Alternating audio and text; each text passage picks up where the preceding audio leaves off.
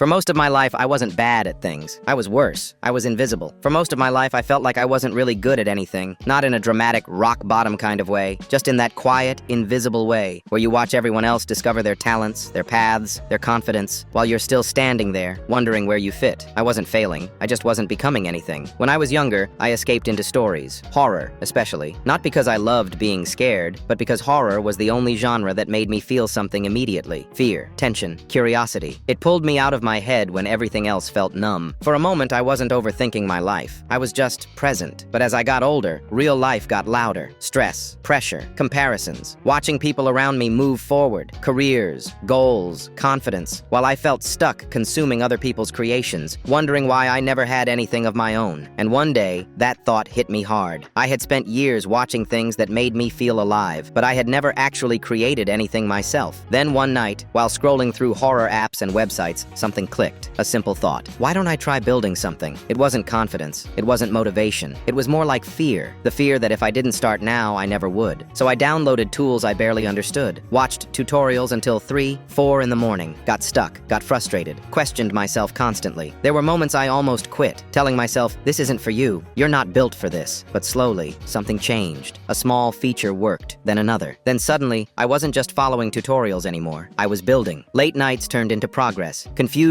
turned into curiosity. Doubt turned into focus. And eventually, without even realizing it, my app existed. Not perfect, not viral, not impressive to most people, but it was mine. It wasn't about money. It wasn't about validation. It was the first time in my life I could point at something and say, I made that. That app was built from late nights, from insecurity, from the feeling that maybe I'd never be capable of doing anything meaningful. And I know, maybe only a few people will ever use it. But to me, it's proof of something far more important. I'm no longer just watching life happen. I finally stepped into it.